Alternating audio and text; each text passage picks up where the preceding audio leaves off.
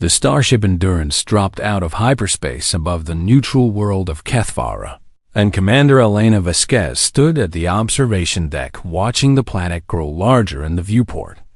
It was a world of silver deserts and crystalline mountains, beautiful in a cold and unwelcoming way. She had spent 15 years in the United Earth Defense Force, had fought in 3 border conflicts, and had earned every medal they could pin on her chest, but nothing had prepared her for this moment. Humanity was about to face judgment from the galaxy itself. "Commander, we are receiving docking clearance from the Concorde station," Lieutenant Park announced from behind her, his voice steady but his eyes betraying the nervousness they all felt. Vasquez nodded and turned away from the viewport. There was no point in delaying what had to be done. The year was 2347, and humanity had joined the Concorde of sentient species just 18 months ago. 42 alien civilizations had formed this coalition over thousands of years, and humans were the newest and most primitive members by every measure the aliens used. The trials of prowess were a tradition older than human civilization itself. Every new species had to demonstrate their capabilities before the Concorde would assign them a role in galactic society, and that role would determine humanity's future for generations to come. Vasquez made her way to the shuttle bay where her team waited. They were the best Earth had to offer, though she knew the aliens would not see it that way. Master Sergeant Tomas Reyes stood at attention when she entered. He was a quiet man in his 50s, with gray at his temples and hands that never trembled, and he was the finest marksman humanity had ever produced. He had won every shooting competition on Earth, and had once hit a target at 4,000 meters in a sandstorm. Beside him stood Corporal Yuki Tanaka, their engineer, a young woman with sharp eyes and an even sharper mind. She could take apart any technology and understand its secrets within hours. Private First Class Marcus Webb completed the fire team. He was tall and broad-shouldered, with a friendly smile that hid a tactical genius, and he had memorized the layout of Kethvara Station from stolen intelligence files. "Are we ready to make history?" Vasquez asked them. "Ready to be humiliated, more likely," Webb said with a grin. "I heard the Velthari have been laughing about us since we joined the Concorde. They call us the soft prey who somehow learned to fly." "Let them laugh," Reyes said quietly, and his voice carried the weight of absolute confidence. "Laughter makes people careless." The shuttle ride to the station took 20 minutes, and Vasquez used the time to review what they knew about their competition. The Velthari were a reptilian warrior race with 4 arms and compound eyes that could track multiple targets at once.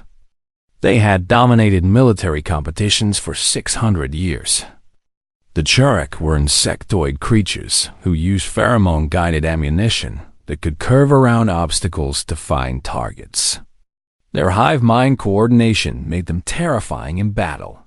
The Mhorani had replaced most of their bodies with cybernetic enhancements thousands of years ago. They could interface directly with their weapons and calculate trajectories faster than any computer. And then there were the others. Energy beings, aquatic species in water-filled suits, silicon-based life forms, and dozens more. All of them had been mastering warfare since before humans had learned to make fire. The shuttle docked with a gentle thump, and the airlock cycled open to reveal a reception committee. Vasquez recognized the Velthari delegation immediately from the intelligence briefings. High Talon Skethras stood at the front, his scales gleaming dark green under the station lights. He was nearly 3 meters tall, with a crest of bone ridges on his head and 4 muscular arms folded across his chest. His compound eyes reflected the humans like 1,000 tiny mirrors. "Ah, the mammals have arrived," Skethros said, and his translator rendered his words with perfect clarity, but could not hide the contempt in his tone. "We have been eager to see what the endurance predators can do when they cannot simply chase their prey until it collapses from exhaustion." Vasquez stepped forward and offered a formal bow. High Talon Skethros. Humanity is honored to participate in the trials of prowess. We hope to demonstrate that we have earned our place in the Concord. Skethros made a clicking sound and his translator identified as amusement. Earned your place? Your species has been traveling between stars for less than 3 centuries. The Velthari were conquering worlds when your ancestors were still living in caves and painting on walls. But do not worry, little mammal. The Concord always finds uses for lesser species. Someone must clean the stations and carry the cargo. The other alien delegates chuckled and clicked and hummed their agreement. Vasquez kept her expression neutral, but she felt her team tense behind her. "We shall see," she said simply. The station was vast and confusing, designed to accommodate species of every shape and size. Corridors shifted between different gravity levels. Atmospheric compositions changed from section to section, and holographic signs displayed information in hundreds of languages. Their assigned quarters were small and utilitarian, clearly meant for species considered unimportant. Vasquez did not complain. She had slept in worse places during the war. Once the door sealed behind them, Corporal Tanaka pulled out a small device and swept the room. Her expression darkened as the device beeped repeatedly. 47 surveillance devices, she reported. Audio, visual, and electromagnetic. They are monitoring everything we do. Can you identify the source? Vasquez asked. Tanaka worked for several minutes, her fingers flying over her equipment.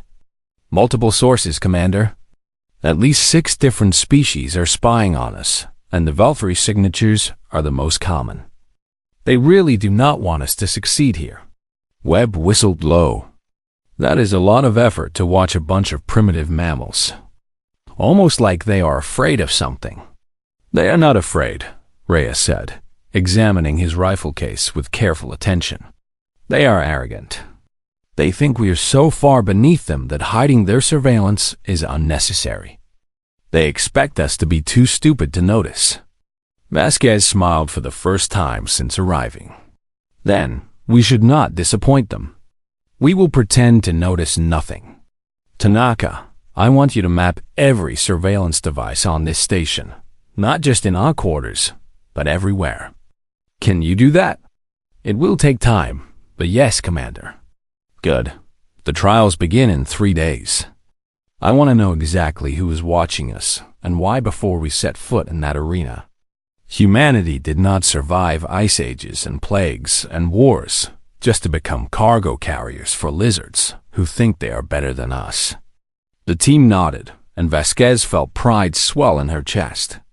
They were outnumbered, outgunned, and underestimated by every species in the galaxy.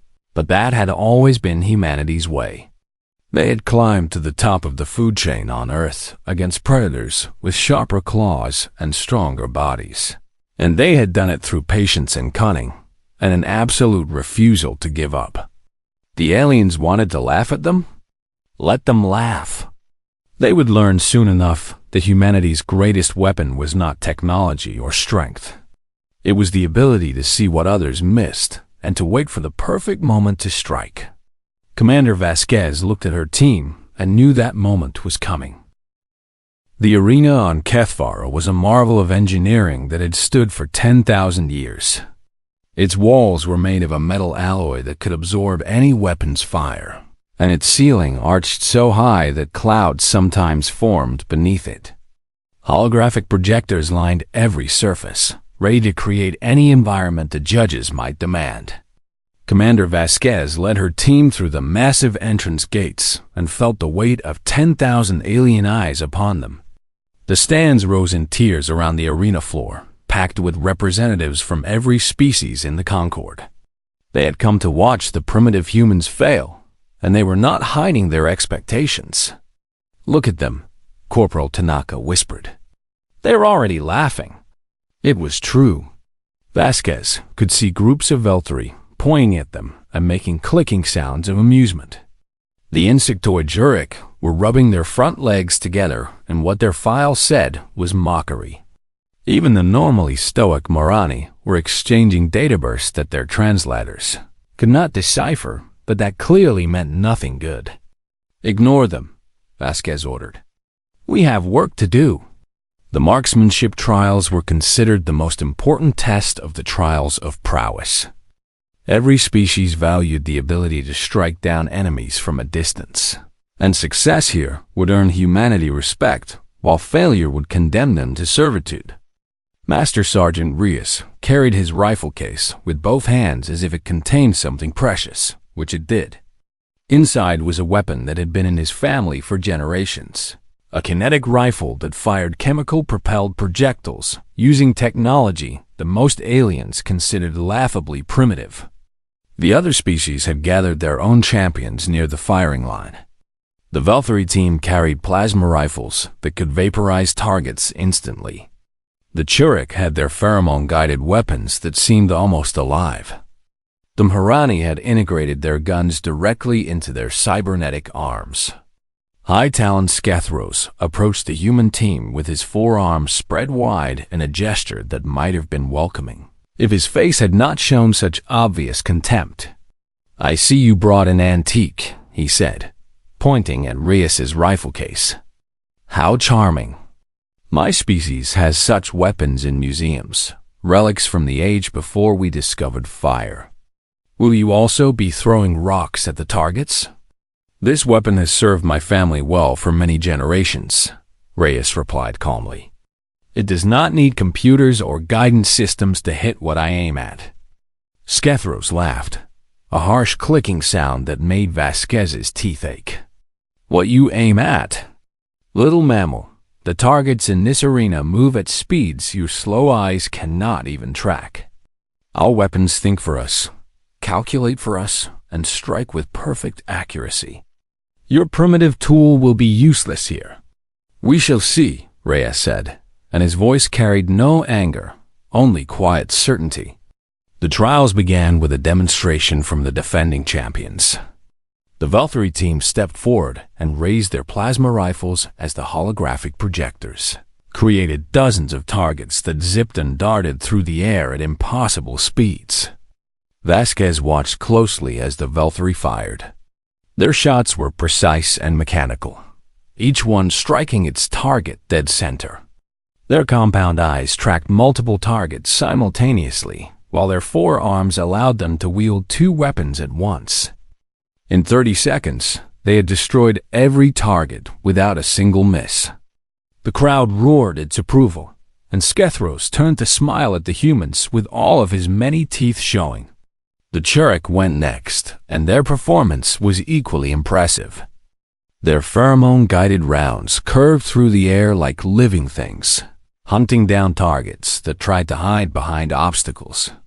The insectoids worked as a perfect unit, their hive mind coordination allowing them to cover every angle without ever getting in each other's way.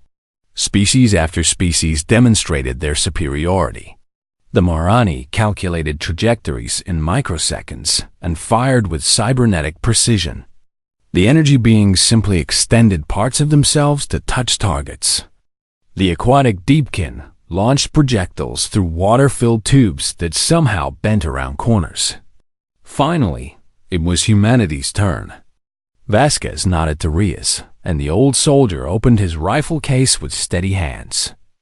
The weapon inside was beautiful in its simplicity, all dark wood and polished metal, with iron sights that required the shooter to actually look through them instead of relying on computers. The arena fell silent, but it was not a respectful silence. It was the silence of thousands of aliens holding their breath so they would not miss a moment of the coming humiliation.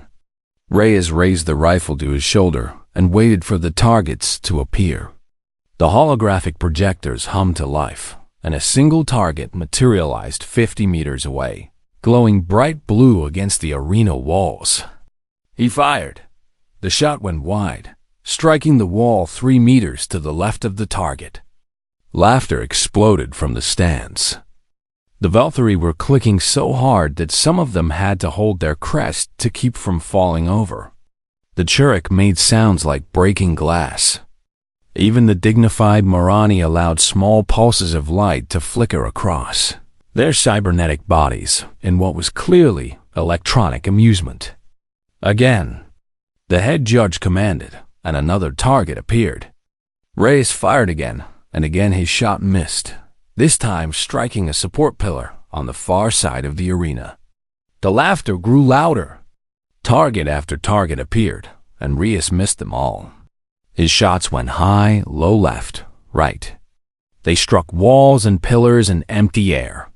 They ricocheted off surfaces and disappeared into the darkness of the arena's upper reaches. Vasquez stood with her arms folded, her face completely blank. Beside her, Tanaka was watching her scanner with intense focus.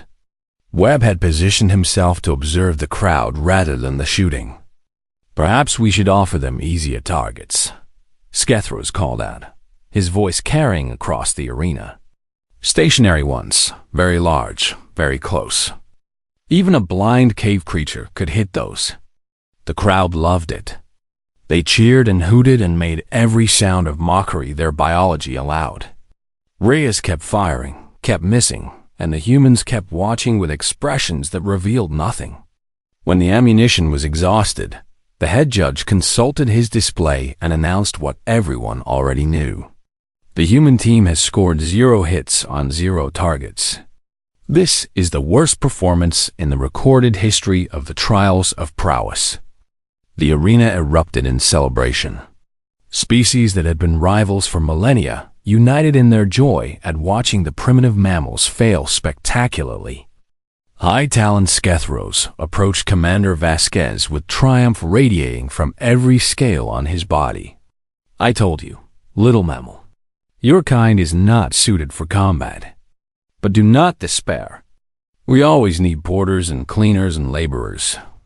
You will have a purpose, even if it is not a glorious one." Vasquez met his compound eyes without flinching.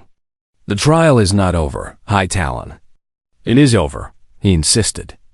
"You have fired all your ammunition, and you have hit nothing. What more is there to say? We were not shooting at your targets." Skethros paused, his translators struggling to process words that made no sense. "Not shooting at the targets? Then what, pray tell, were you shooting at?" Vasquez smiled, and it was the smile of a predator that had just watched its prey walk into a trap. "You will find out soon enough. I request a delay in judgment until we can demonstrate what we were actually aiming at." The head judge looked uncertain, but the rules allowed for such requests. "Granted. You have 1 standard day to explain your performance." The crowd did not care. They were still laughing, still celebrating, still absolutely certain that the humans had simply tried to save face after an embarrassing failure. But Ambassador Yelanara of the Marani was not laughing. Her ancient cybernetic eyes had been tracking every shot, and what she had seen made no sense at all. The human marksman's breathing had been perfect. His posture had been flawless. His trigger discipline had been textbook. Those were not the behaviors of someone who could not hit a target. Something was very wrong, and she intended to find out what. Ambassador Yelanara had lived for over 3,000 years, and in that time she had seen empires rise and fall, had watched species evolve from primitives to masters of the stars, and had learned that the universe was full of surprises for those who paid attention. Tonight, she was paying very close attention indeed. Her private chambers on Kefvara Station were filled with holographic displays, each one showing a different angle of the human marksmanship trial. She had replayed the footage 742 times already, and each viewing had deepened her suspicion that something extraordinary had occurred. "Computer, isolate the trajectory of round number 17, she commanded, and her cybernetic voice harmonized with the station systems in ways that organic beings could never understand. The hologram shifted, showing a glowing line that represented the path of the bullet. It had left the human's rifle at 847 meters per second, had traveled 12 meters before striking the arena wall at a precise angle, had ricocheted off the hardened surface, had traveled another 8 meters to strike a support pillar, had ricocheted again, and had finally disappeared into the darkness near the ceiling. Computer, track the round to its final destination. The hologram extended the trajectory, and Yelanara felt her processing cores stutter in what humans might call shock. The bullet had not simply vanished into the darkness.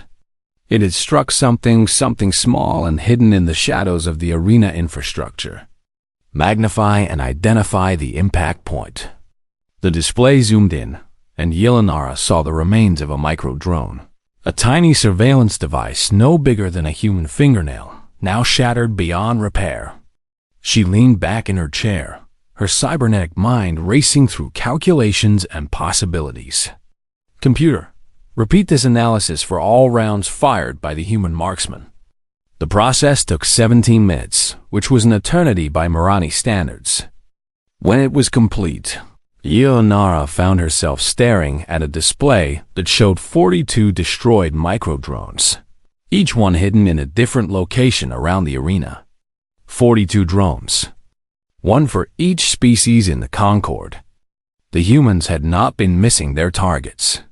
They had been hitting targets that no one else even knew existed. Meanwhile, in the human quarters, Commander Vasquez was reviewing the same information with her team. Corporal Tanaka had mapped every surveillance device on the station during the 3 days before the trials, and what she had found was deeply troubling. The spy network is extensive, Tanaka reported, her holographic display filling the small room with glowing lines and data points. Every species in the Concord has their own surveillance operation, but the Valtteri network is by far the largest. They have drones in every corridor, every quarters, every meeting room. And the arena? Vasquez asked. 42 drones, Commander, hidden in positions that give perfect coverage of the firing line. Whoever placed them wanted to study the weapons and techniques of every participating species. This is not just curiosity. This is military intelligence gathering on a massive scale. Private Webb whistled low. So the Valtteri have been cheating for 600 years. That is how they have stayed on top. They study everyone's secrets and adapt before anyone can surprise them. It would explain their dominance, Reyes agreed. No one can develop new weapons or tactics without the Valtteri knowing about it first. They have rigged the game from the beginning. Vasquez nodded grimly. And now we have proof. The question is how to reveal it without starting a war. A chime at their door interrupted the discussion. Tanaka checked her scanner and raised an eyebrow. Ambassador Yelanara of the Marani, alone, and she has disabled her personal recording devices. Vasquez exchanged glances with her team. Let her in. The door slid open to reveal the Marani ambassador, her cybernetic body gleaming silver and gold in the corridor lights. She was shorter than most of her species, but her eyes burned with an intelligence that spanned millennia. Commander Vasquez, Yelanara said, and her translator gave her voice a musical quality that was almost hypnotic. I believe we have much to discuss. You figured it out, Vasquez said. It was not a question. I did. Your marksman did not miss a single shot. Every round struck exactly what it was intended to strike. The question is, how did you know the drones were there? Vasquez gestured for the ambassador to enter, and the door sealed behind her. We knew because we looked. Humans have spent our entire history being hunted by predators with sharper senses and faster reflexes. We survived by noticing what others missed, by seeing the trap before it closed. And you chose to expose the Valtteri spy network during the trials of prowess, Yelanara said. A bold strategy, but also a dangerous one.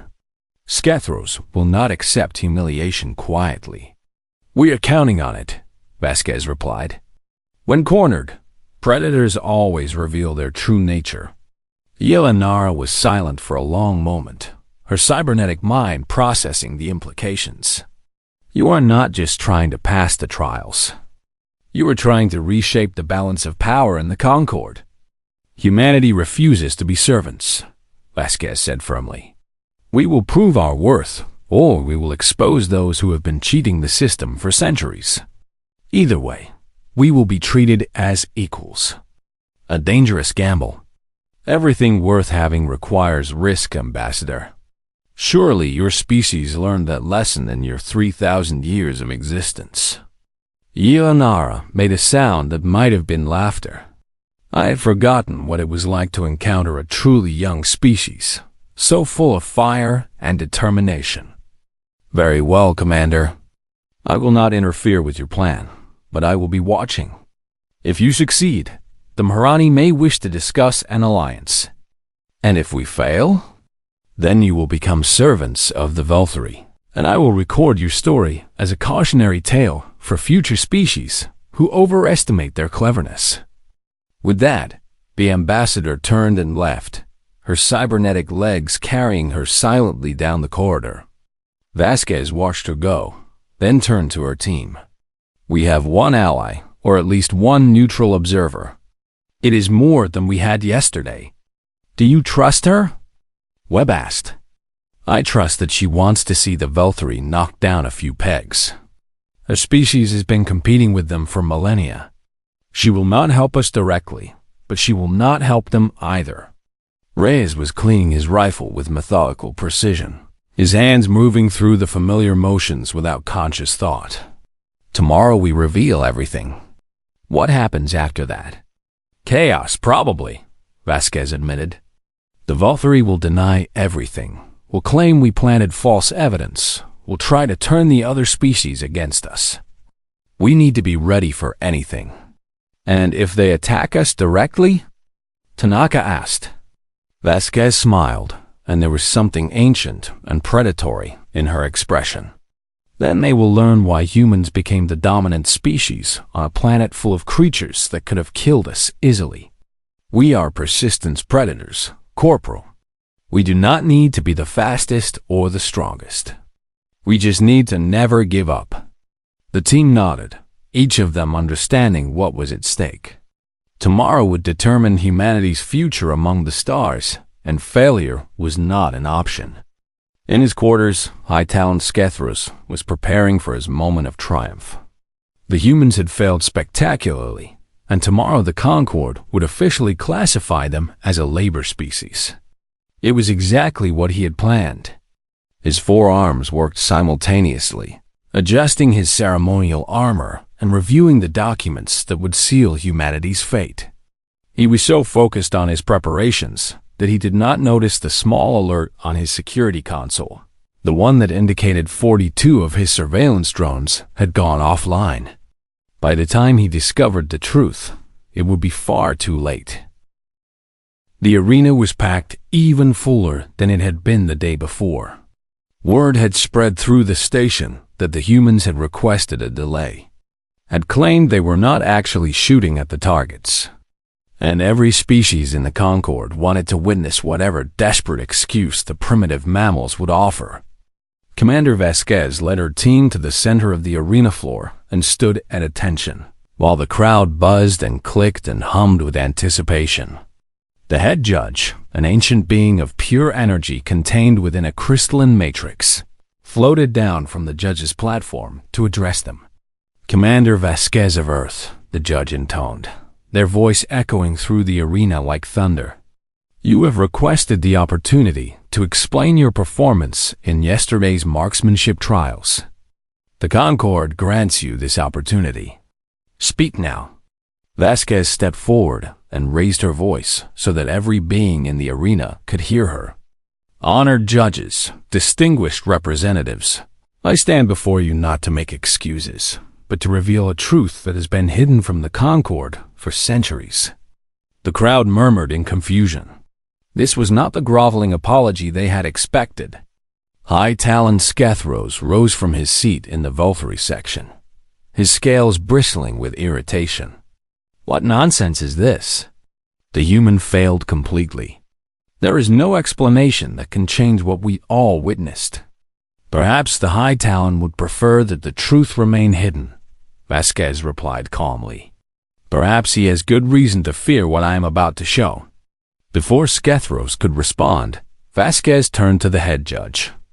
I request permission to use the arena's holographic reconstruction technology to demonstrate what actually occurred during the trials. The judge considered for a moment, then nodded. Permission granted. Vasquez signaled to Corporal Tanaka, who had been waiting at the arena's control console. The lights dimmed, and the holographic projectors hummed to life. Yesterday, Master Sergeant Reyes fired 42 rounds, Vasquez began. Every single one of those rounds was dismissed as a miss. But the truth is that every single one was a hit. The first trajectory appeared in glowing blue light, showing the path of a bullet from Reyes's rifle to the arena wall, then ricocheting at a precise angle to strike something hidden in the shadows of the ceiling. This round traveled 12 meters, ricocheted off the wall at a 43-degree angle, traveled another 8 meters, and struck a Vulturi surveillance drone hidden in the support structure. Gasps echoed through the arena. The second trajectory appeared, then the third, then all 42 simultaneously. The arena was filled with a web of glowing lines, each one ending at a different point in the arena's infrastructure. 42 surveillance drones, Vasquez continued, her voice cutting through the growing chaos. One for each species in the Concord, hidden throughout this arena to spy on every participant in the trials of prowess. And every single one of them bore Vulturi encryption signatures. The crowd exploded into noise. Representatives from dozens of species were shouting questions and accusations. The Churuk were making sounds of fury that their translators could not process. The Marani were exchanging data bursts at incredible speeds. Lies! Skethros roared, his forearms raised in fury. This is a fabrication designed to distract from human incompetence. They have no proof. Vasquez smiled and nodded to Tanaka again. A small drone descended from the ceiling, carrying something in its mechanical claws. It dropped the object at Skethros' feet with a metallic clatter. It was one of the destroyed surveillance drones, its casing cracked but its identifying marks still clearly visible. This drone was recovered from the arena ceiling, Vasquez said. Its encryption is Vulturi military grade. Its components were manufactured on the Vulturi homeworld. Its data storage contains recordings of every species that has participated in the trials of prowess for the past 600 years. The head judge floated down to examine the drone, their crystalline form pulsing with agitation. If these accusations are true, this would be a violation of the Concord's founding principles. The trials of prowess are meant to be a fair assessment of capability, not an opportunity for espionage. The accusations are true, a new voice announced, and Ambassador Yelanara stepped forward from the Mharani section. I have independently verified the human findings. My analysis confirms that the surveillance network exists and that it bears Vulturi signatures. Furthermore, I have discovered similar networks on 17 other Concord stations, all of them linked to Vulturi intelligence operations. The arena descended into chaos. Skethros was screaming denials, but his voice was lost in the fury of dozens of species who had just learned they had been spied upon for centuries. This is how the Vulturi have maintained their dominance, Vasquez continued, her voice amplified by the arena's systems. Not through superior skill, but through stolen secrets. They study every weapon, every technique, every weakness, and they adapt before anyone can challenge them. The trials of prowess have been rigged from the beginning. The Churuk delegation rose as one, their hive mind reaching a collective decision in seconds. The Vulturi have violated the sacred trust of the Concord. We demand immediate investigation and punishment. Other species joined the chorus.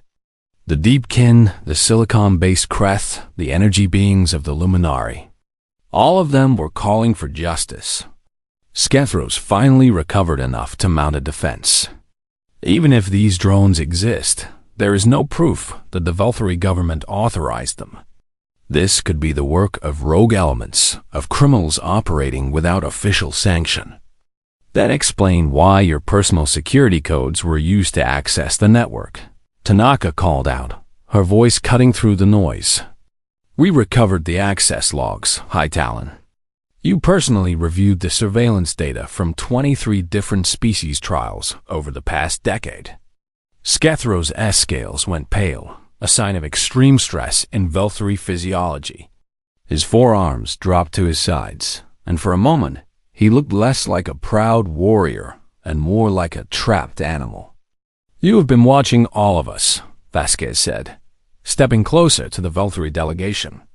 Learning our secrets, exploiting our weaknesses, laughing at us while you cheated your way to victory after victory. But you made one mistake, High Talon. What mistake? Skethros hissed. You underestimated humans. You saw slow reflexes and primitive weapons and assumed we were inferior. You never considered that we might be watching you just as carefully as you were watching us. You never imagined that we could see your hidden drones and calculate how to destroy them with ricochet bullets while appearing to miss completely. The arena fell silent, every being present processing what they had just witnessed. The primitive humans had not failed the marksmanship trials. They had passed a far more difficult test, one that required not just accuracy, but patience, intelligence, and strategic thinking. Master Sergeant Rees stepped forward, his ancient rifle held loosely in his hands. Every shot I fired yesterday hit exactly what I aimed at. The drones were hidden moving, smaller than any target in the official trials, and protected by the arena's own structure. I had to calculate ricochet angles in real time, adjust for variable surfaces, and hit targets I could not even see directly. No guidance system, no computer assistance, just eyes and hands and practice. He raised the rifle and sighted down its length at Skethros. I could have put a bullet between your scales at any moment, High Talon. I chose not to because humans do not kill without reason. But do not ever mistake our mercy for weakness. The head judge pulsed with authority and rose above the crowd. Enough! The Concord will convene an emergency session to investigate these accusations. Until then, the Velthari delegation is confined to quarters, and all Velthari surveillance equipment will be seized for analysis. High Talon Skethros, you will answer for what has occurred here. Security drones descended from all directions, surrounding the Velthari delegation. Skethros tried to flee, but his path was blocked at every turn. As he was led away, he turned to look at Vasquez one last time, hatred burning in his compound eyes. This is not over, human. The Velthari do not forget, and we do not forgive. Vasquez met his gaze without flinching. Neither do we, High Talon. Neither do we. 3 days had passed since the revelation in the arena, and the Concord of sentient species was still reeling from the scandal. News of the Velthari spy network had spread to every corner of colonized space, and the political consequences were only beginning to unfold. Commander Vasquez stood on the observation deck of the Concord's Central Administration Tower, watching shuttles come and go from the station's busy docking bays. Each shuttle carried representatives from a different species, all of them arriving for the emergency session that would determine the Velthari's fate and, more importantly, humanity's future. They are calling it the Great Exposure, Corporal Tanaka reported, reading from her datapad. 17 news networks across the galaxy are running continuous coverage. The Velthari homeworld has gone dark, refusing all communications. And 6 other species have already submitted formal complaints about Velthari intelligence operations on their territories. Any word from High Talon Skethros? Vasquez asked. He attempted to flee the station 12 hours ago. His shuttle was disabled by Marani security forces before it could reach hyperspace. He is currently being held in a maximum security cell awaiting trial. Private Webb chuckled. Remember when he offered to let us be porters? I wonder if the Velthari need any porters now. Do not gloat, Vasquez warned, though she could not entirely suppress a smile. We have won a battle, not a war. There will be Velthari who blame us for their humiliation, and we have made powerful enemies today. Master Sergeant Reyes entered the observation deck, his rifle case slung over his shoulder as always. Commander, the head judge has requested our presence in the main council chamber. The emergency session is about to begin. The council chamber was even more impressive than the arena. A vast circular room with seats rising in tiers around a central platform. Representatives from all 42 species were present, their forms ranging from towering giants to microscopic swarms contained in specialized viewing spheres. The human delegation was directed to seats near the front, a position of honor that would have been unthinkable just days ago. Vasquez noted that many species nodded respectfully as they passed, a stark contrast to the mockery they had faced when they first arrived. The head judge rose from their platform, their crystalline form projecting light that cast rainbows across the chamber walls. This emergency session of the Concord of Sentient Species is now called to order. We are here to address the accusations against the Velthari Dominion and to determine the appropriate consequences for their actions. A Velthari representative rose from the much-diminished Velthari section. It was not Skethros, who was still in custody, but a younger female with scales of pale gold. The Velthari Dominion acknowledges that unauthorized surveillance activities may have occurred. However, we maintain that these were the actions of rogue elements and do not represent official policy. Unauthorized?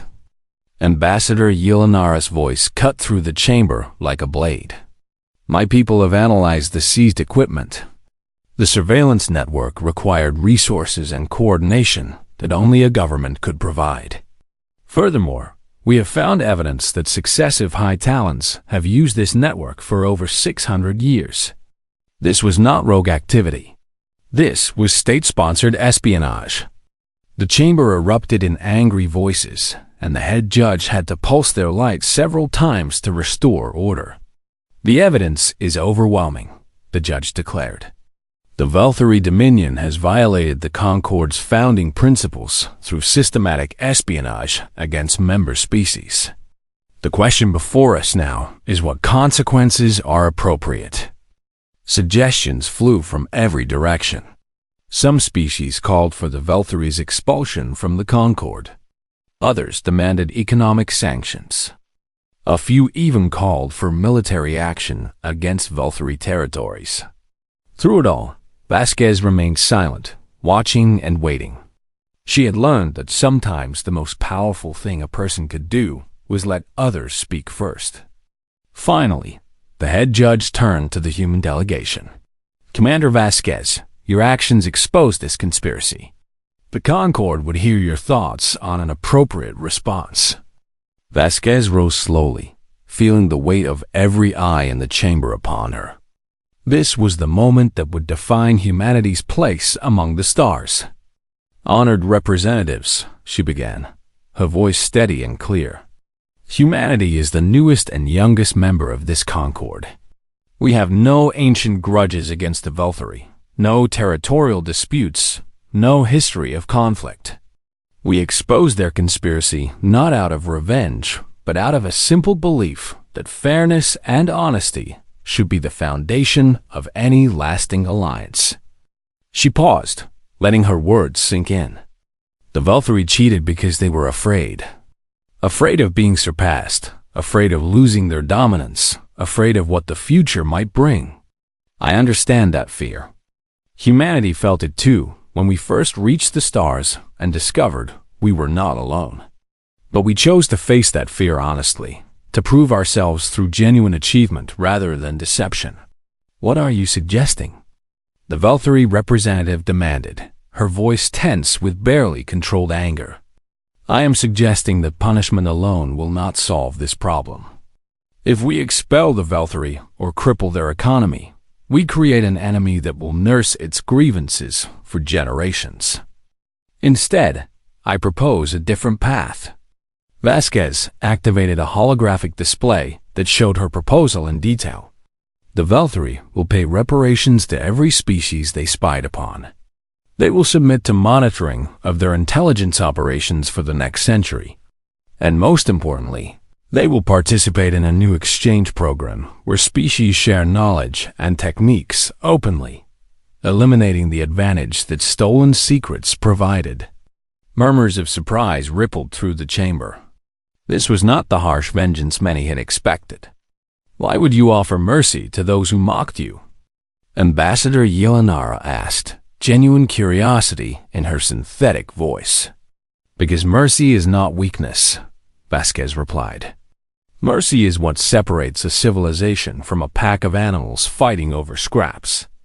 Humanity wants to be part of a concord that values cooperation over competition, trust over suspicion, growth over stagnation.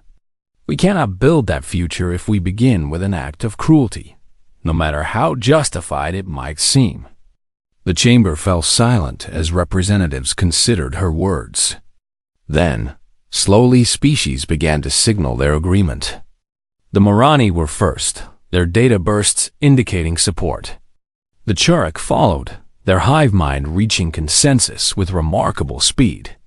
One by one, the species of the Concord endorsed Vasquez's proposal until only the Velthari themselves remained. The pale-scaled representative looked at Vasquez for a long moment, her expression unreadable. Then she bowed her head in acceptance. The Velthari Dominion agrees to these terms, she said quietly. And we acknowledge that the humans have shown us more honor than we showed them. Perhaps there is something to learn from the young species after all. The head judge pulsed with satisfaction. The motion is carried. Let it be recorded that the Velthari will pay reparations and submit to monitoring, and that a new knowledge exchange program will be established under human supervision. Under human supervision? Vasquez repeated, surprised. Indeed. The Concord has decided that humanity's role among the stars will not be as laborers or warriors, but as arbiters and advisors. Your ability to see what others miss, to plan beyond the obvious, and to show mercy when vengeance would be easier. These are qualities the Concord desperately needs. From this day forward, humanity will be classified as strategic threat assessment specialists, and no major military or political decision will be made without your consultation. Vasquez felt tears prick at her eyes, but she blinked them back. Soldiers did not cry in public, even tears of joy. Behind her, she heard Webb whisper to Tanaka, "We came here expecting to be treated like animals, and we are leaving as the galaxy's advisors. That is quite an upgrade." "That is humanity," Reyes replied softly. "We adapt. We overcome. We survive." As the session concluded and representatives began to file out, Ambassador Yelanara approached the human delegation one final time. "You have changed the galaxy today, Commander," she said. "In 3,000 years, I have rarely seen a single species make such an impact in so short a time. I look forward to seeing what humanity accomplishes in the centuries to come." "We look forward to it too, Ambassador. And I hope the Morani will be there beside us. Count on it. After all, someone needs to keep you young species from getting too arrogant." They shared a moment of understanding, two very different beings united by mutual respect. Later, as the human shuttle departed Cathvora Station, Commander Vasquez stood at the viewport and watched the stars stretch into lines as they entered hyperspace. They were going home as heroes, but more importantly, they were going home as equals. In the years that followed, a saying spread through the Concord, whispered by species who had once laughed at the soft, slow mammals from Earth. Never assume a human has missed. Assume you have not found what they were aiming at. And in the great archives of the Concord, the story of the trials of prowess was recorded for future generations. A reminder that true strength was not measured in speed or firepower, but in wisdom, patience, and the courage to see what others overlooked. Humanity had taken its place among the stars.